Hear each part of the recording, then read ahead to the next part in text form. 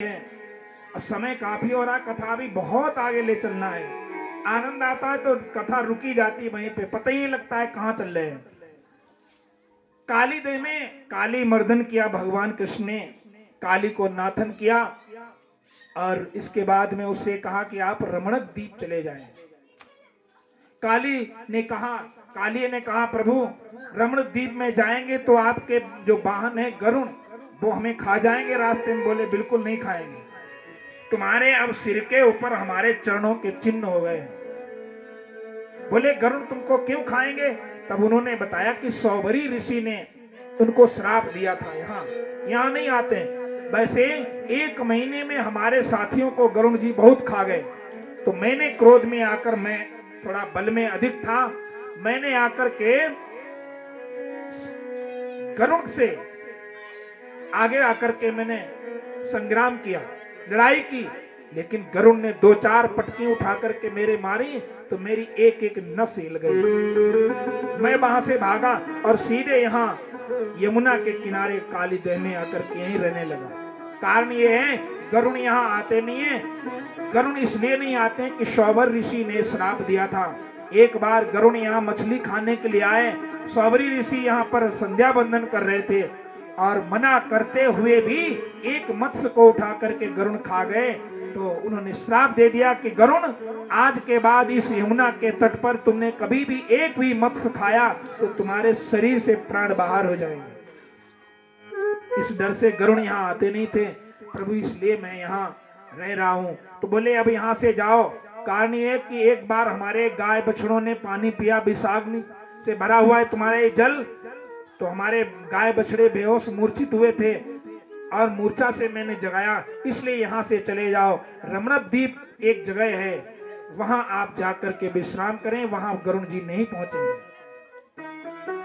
कालिया दहन की ये कथा सूक्ष्म में श्री सुखदेव जी ने सुनाई। अब इसके बाद में प्रलंबासुर का उद्धार किया। प्रलंबासुर के उद्धार के बाद में एक दिन भगवान कृष्ण यमुना के किनारे साथियों के साथ लेटे हुए थे। रात्रि के समय अग्नि लग जाती है जंगल में, तो सबने देखा कि आग लग चुकी है, जंगल में भारी मात्रा में फैल चुकी है। तो भगवान कृष्ण को जाया, कृष्ण भगवान उस आग को पी गए। भगवान कृष्ण उस आग को अपने मुंह से पी गए। तो गोप ग्वालों ने देखा भगवान कृष्ण ने आग पी ली है। कृष्ण भगवान से कहा, तो भगवान कृष्ण ने कहा ये कोई मेरे लिए बड़ी बात नहीं, मैं अपने साथियों के लिए, भक्तों के लिए कुछ भी कर सकता हूं। भगवान कृष्ण आग को पी गए, आग पीने की लीला है। इसके बाद में एक प्रलंबासुर नाम का दैत्य था जो गोप ग्वालों में गोप बनकर के ही आया।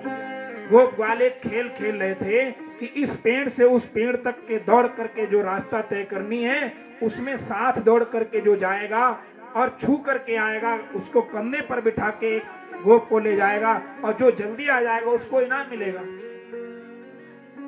बलराम को प्रलंबासुर कंधों पर बिठा करके भागा और उस वृक्ष से कई गुना जब आगे निकल गया तो कन्हैया पीछे से चिल्लाए, क्या बात है, ये कोई राक्षस लगता है, लेकर के भाग रहा है।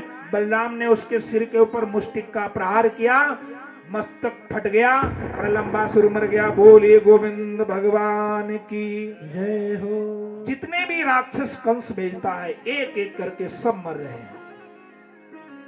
ये क्यों मर रहे हैं पता है? जो भगवान से बैर बढ़ाता है उसका कल्याण कभी नहीं होता।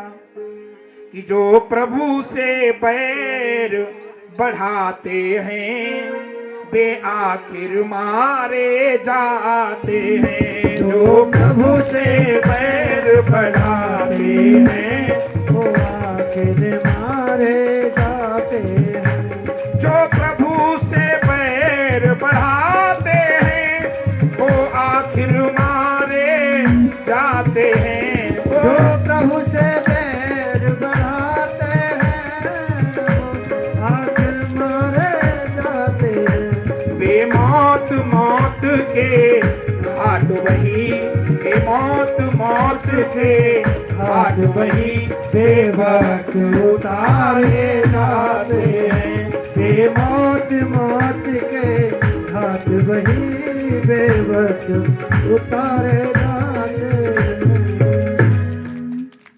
जो प्रभु से बैर बढ़ाते हैं आखिर वे मारे जाते हैं। उनको मरना होता है। धीरे धीरे बहुत से राक्षसों का वध किया भगवान श्री कृष्ण ने। इसके बाद में आगे की लीला होती है। शरद ऋतु आ गई, धीरे धीरे शरद ऋतु आ रही है। शरद ऋतु में भगवान कृष्ण गोपियों के साथ में जाकर के मधुबन में लीला करते हैं। इससे पहले देखो, राधा से तो श्री कृष्ण भगवान का विशेष प्रेम है। राधा से प्रेम कारण है कि राधा और कृष्ण में कोई अंतर ही नहीं है, इतना प्रेम है। और भगवान कृष्ण मिलने के लिए राधा से नित्य नए उपाय सोचते हैं। और बरसाने में कभी कभी क्या करते हैं, मिलने जाते हैं। कभी कभी तो एक मनिहार बन जाते हैं, चूड़ियां ले लेते हैं, चूड़ी बेचने पहुंच जाते हैं। कभी कपड़े लेकर के पहुंच जाते हैं, चूड़ियां बेचने जाते हैं। तो बड़े सुंदर तरीके से भक्त लोग गाते हैं कि कैसे कैसे कृष्ण ने जाकर के राधा से मिलन किया है।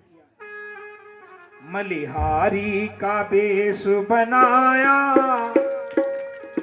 मनिहारी का वेश बनाया, श्याम चूड़ी बेचने आया।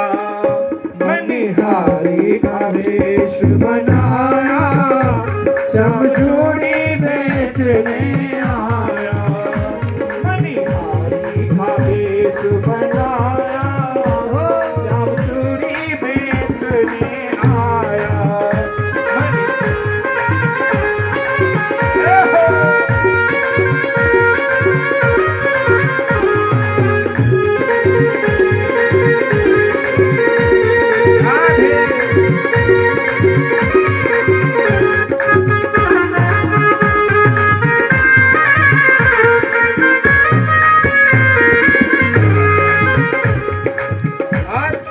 कन्हैया जब पहुंचते हैं ना, चूड़ी लेकर के घूम रहे गलियों में, चूड़ी ले लो, लाल चूड़ी, हरी चूड़ी, काली चूड़ी, पीली चूड़ी, नीली चूड़ी।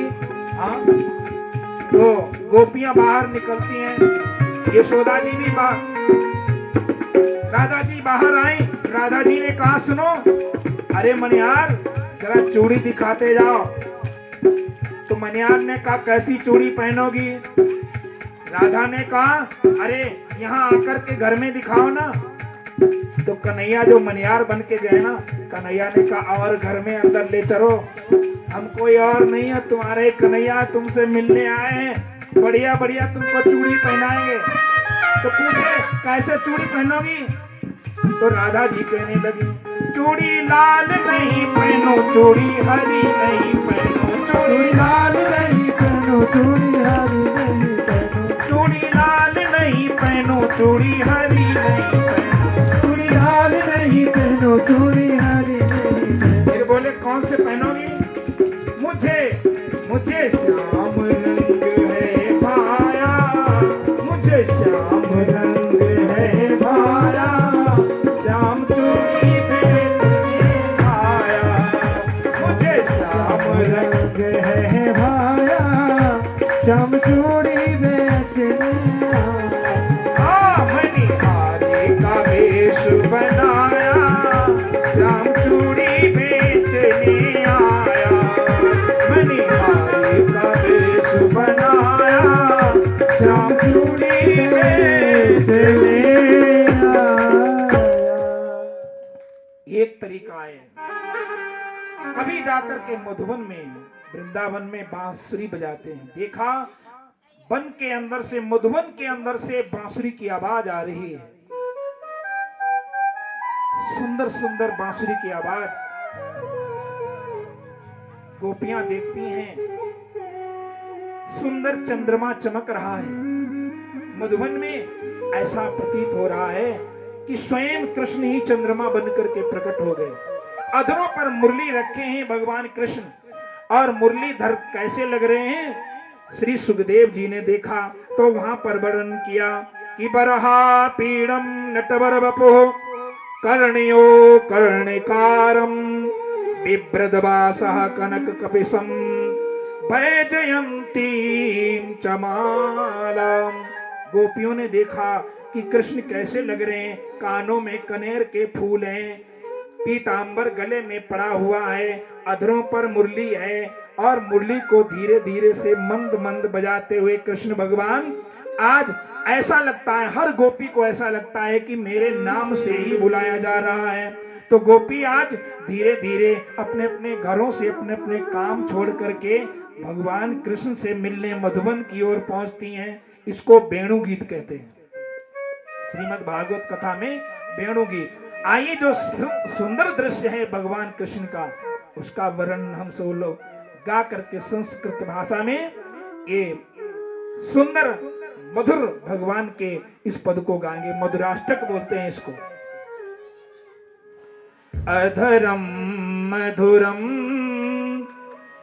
बदनम मधुरम नयनम मधुरम हसितम मधुरम अधरम मधुरम बदनम मधुरम नयनम मधुरम हसितं मधुरम्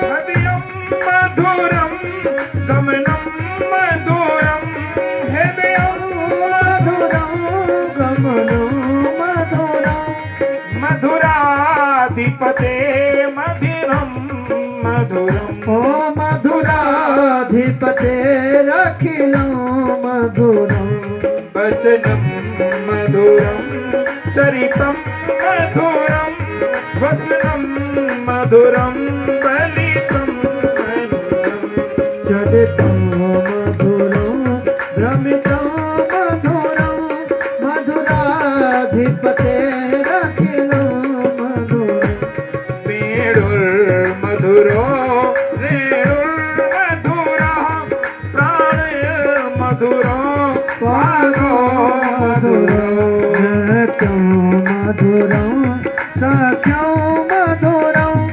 मधुराधिपतेरखिलं मधुरं गीतं मधुरं पीतं मधुरं भूतं मधुरं सूक्तं मधुरं रूपं मधुरं तिलकं मधुरं मधुराधिपतेरखिलं मधुरं कर्णं मधुरं तरणं मधुरं भरणं मधुरं स्मरणं मधुरं वनितं मधुरं समितं मधुरं मधुराधिपतेरखिलं मधुरं गुंजा मधुरा माला मधुरा यमुना मधुरा दीदी मधुरा सलिलं मधुरं कमलं मधुरं मधुराधिपतेरखिलं मधुरं गोपी मधुरा लीला मधुरा युक्तं मधुरं भूतं मधुरं दर्शं मधुरं शीतं मधुरं मधुराधिपतेरखिलं मधुरं गोपी मधुरा गावो मधुरा यष्टिर्मधुरा सृष्टिर्मधुरा गलितं मधुरं फलितं मधुरं मधुराधिपतेरखिलं मधुरम् अधरं मधुरं मधुरं मधुरं नयनं मधुरं हसितं मधुरं हृदयं मधुरं गमनं मधुरं मधुराधिपतेरखिलं मधुरम् भगवान कृष्ण की वो छटा, वो सुंदर दृश्य देख करके गोपियां अपना अपना काम छोड़ करके आज मधुबन की ओर प्रस्थान करती है। भगवान की वेणु सुन करके सारी गोपियां एक जगह इकट्ठी हो जाती हैं। फिर कहती है, देखो पता है कन्हैया मुझे कितना याद करता है, मुझे बुला रहा है, बंसी में मेरी आवाज निकल रहा है। कोई कहती है कन्हैया मुझे बहुत प्यार करता है, मुझे ही बुला रहा होगा। कोई कहती है कि मैं तो इसके प्रेम के चक्कर में पड़ना ही नहीं चाहती थी, इसने तो मुझे जबरदस्ती अपने प्रेम में फंसा लिया है।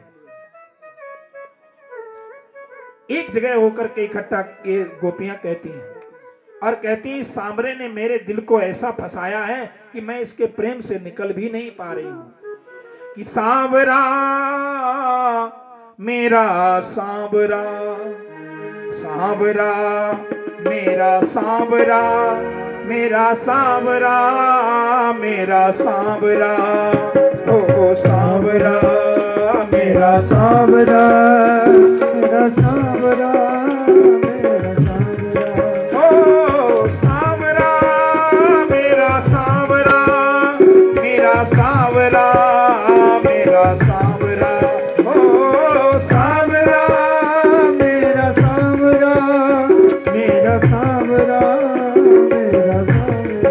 हाँ, लूट कर ले गया दिल जिगर, लूट कर ले गया दिल जिगर, सांवरा जादूगर, सांवरा जादूगर, लूट कर ले गया दिल जिगर, सांवरा जादूगर।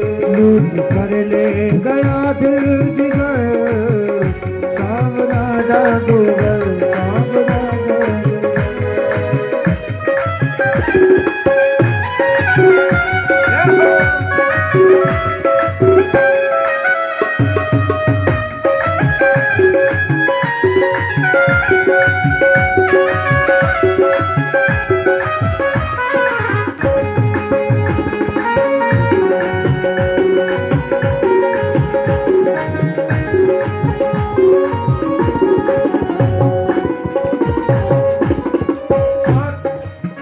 एक सखी कहती है गोपी, मैं तो गई यमुना पे भरने को पानी, मैं तो गई यमुना पे भरने को पानी, मैं तो गई यमुना पे भरने को पानी, मैं तो गई यमुना पे भरने को पानी। एक छवि नटखट की हो गई दीवानी, देख छवि नटखट की हो गई दीवानी, एक छवि नटखट की हो गई दीवानी। देख छवि नटखट की हो गई दीवानी। हाँ, उसने मारी जो, हो उसने मारी जो, उसने मारी जो तिरछी नजर, सांवरा जादूगर, उसने मारी जो तिरछी नजर, सांवरा जादूगर, सांवरा मेरा सांवरा, मेरा सांवरा, मेरा सांवरा, ओ सांवरा मेरा सांवरा, मेरा सांवरा, मेरा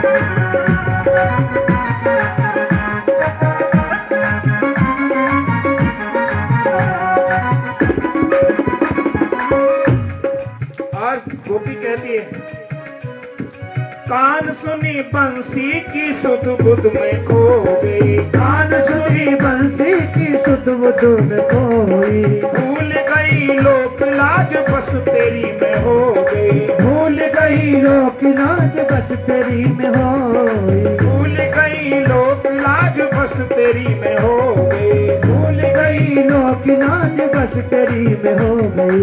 हाँ छोड़ कर, छोड़ कर, छोड़ कर तुझको जाए किधर, छोड़ कर तुझको जाए किधर, सांवरा जादूगर, सांवरा जादूगर, जादूगर, सांवरा जादूगर, सांवरा जादूगर लूट कर ले गया दिल जिगर सांवरा जादूगर लूट कर ले गया दिल की सावरा जादूगर सांवरा जादूगर सांवरा जादूगर सांवरा जादूगर सांवरा